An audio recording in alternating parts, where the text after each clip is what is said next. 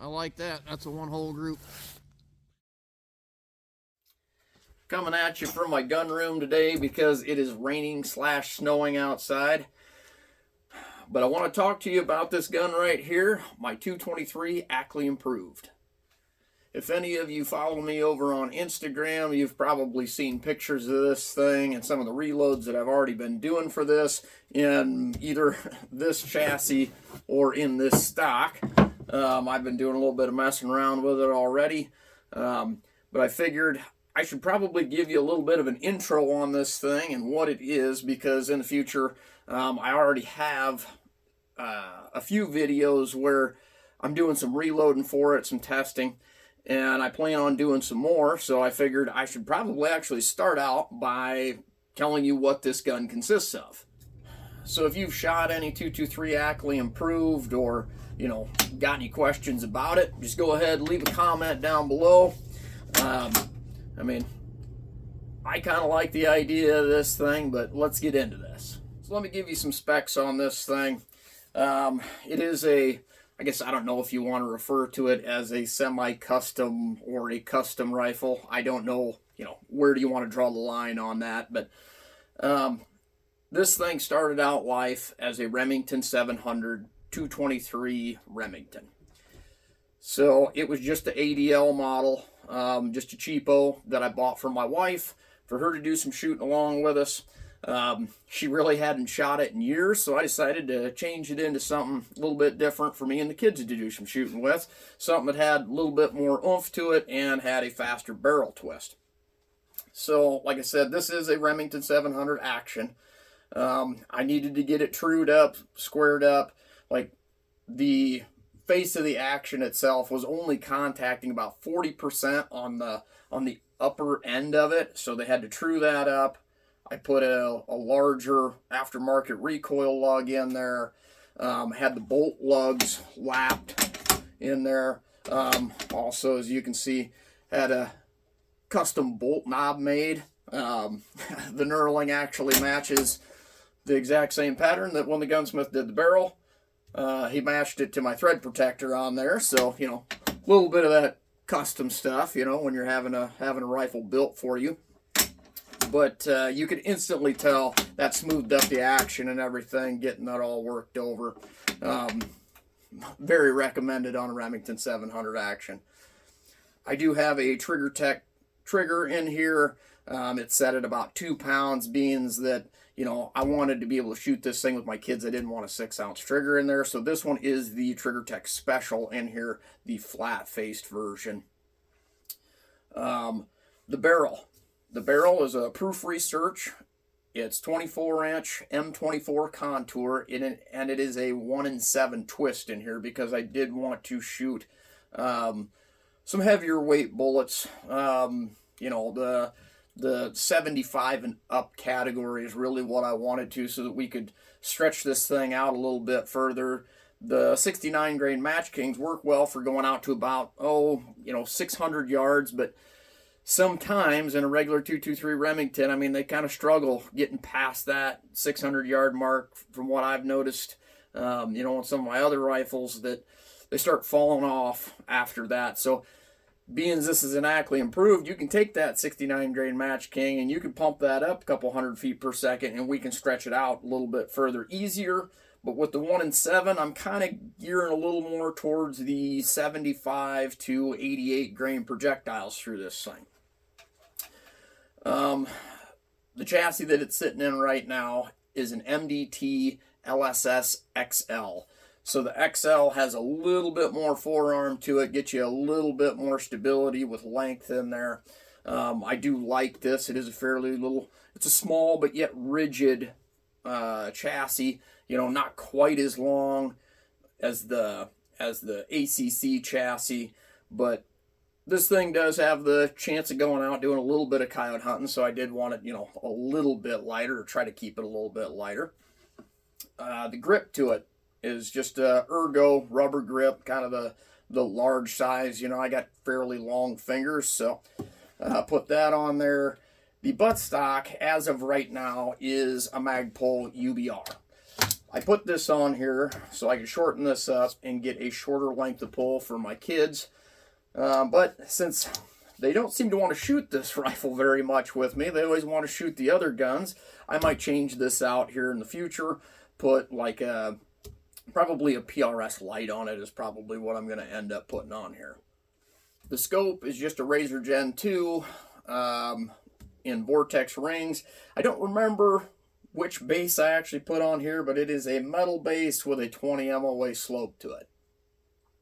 The barrel is threaded for 5/8 24. That way it fits all my other target rifle, or I should say has the same threads as all my other target rifles, so that I don't have to change out the threads on my cans all the time. For the mags for this thing, I have two of them. Both of them are MDT. This one is the poly 10 rounder and this one is the metal 10 rounder. Now, depending on which one of these setups I've got this in, the metal one seems to actually work just a little bit better in the Graybow stock, but in the MDT, the poly one seems to fit, or feed just a little bit better, I should say. Since we straighten out the taper of the cases on here when we actually fire form them, it does tend to straighten it out and it dips the tip of the bullet down just a little bit. So this is probably the harder part about making an Ackley Improved, is then you kind of got to find what mag is actually going to feed through your gun a little bit better, and it may change depending on, you know, the chassis or your feed ramp, which bullet you're using for reloading. You definitely run into a little bit of issues. I've noticed that some profiles definitely run better than others in it. Now, some of you might be asking, what exactly is a 223 Ackley Improved compared to the 223 Remington? Let me show you the difference in the cases. So here we have a regular 223 Remington case. And here we have the Ackley Improved case. So you notice that when you shoot that, you blow that shoulder out to 40 degrees and take some of the taper off the body of that case and gain a lot of case capacity. So depending on which powder you're running through the thing, you'll gain somewhere between a grain and a grain and a half of powder, and subsequently, depending on projectile and powder, you'll end up gaining somewhere between 100 and 200 feet per second in velocity from it. So I'm just fire forming some cases. As you can see, it's a regular 223 case. Some of you guys have been reloading a while. You might recognize that that projectile from quite some time ago. I'm just burning these things up so that we can blow the shoulders out on those cases like that. I'm just using kind of a middle of the road powder charge on these. You want enough to blow the shoulder out, but not too much where you're wearing on your primer pocket.